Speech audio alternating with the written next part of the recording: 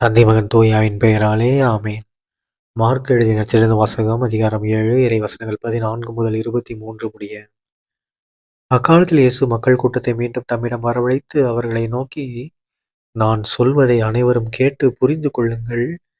வெளியே இருந்து மனிதருக்கு உள்ளே சென்று அவர்களை தீட்டுப்படுத்தக்கூடியது ஒன்றும் இல்லை. மனிதருக்கு உள்ளே இருந்து வெளியே வருபவையே அவர்களை தீட்டுப்படுத்தும். கேட்கச் செவியுள்ளோர் கேட்கட்டும் என்று கூறினார்.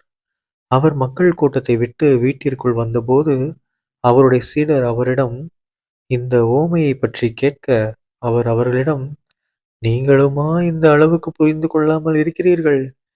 வெளியே இருந்து மனிதருக்கு உள்ளே செல்லும் எதுவும் அவர்களை தீட்டுப்படுத்த முடியாது என உங்களுக்கு தெரியாதா?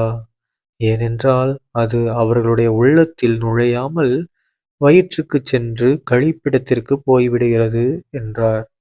இவ்வாறு அவர் எல்லா உணவுப் பொருட்களும் தூயன என்று குறிப்பிட்டார்.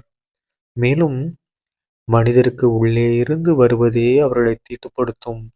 ஏனெனில் மனித உள்ளத்திலிருந்தே பரத்தைமை, களவு, கொலை, விபச்சாரம், பேராசை, தீச்செயல், வஞ்சகம், காமவெறி, பொறாமை, பழிப்புரை, செருக்கு, மதிகேடு ஆகியவற்றை செய்யத் தூண்டும் தீய எண்ணங்கள் வெளிவருகின்றன.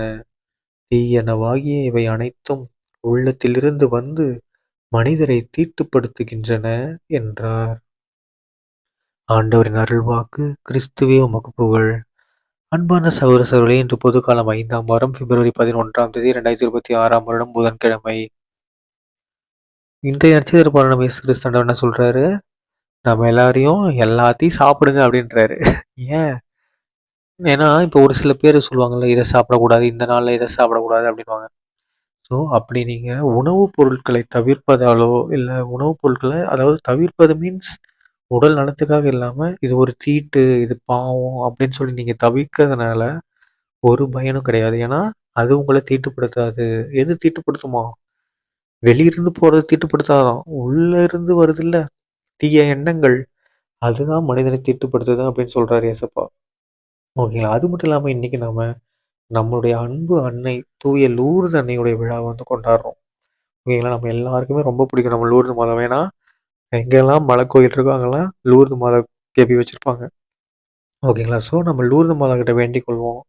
அவங்க நமக்காக இறைவனிடம் உண்மையாக நன்றாக பரிந்து பேசுவாங்க. சரிங்களா?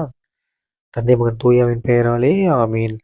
இயேசுவுக்கு புகழ். இயேசுவுக்கு நன்றி. மரியே வாழ்க. இயேசுவின் ரத்தம் ஜெயம். அல்லேலூயா. Praise the Lord.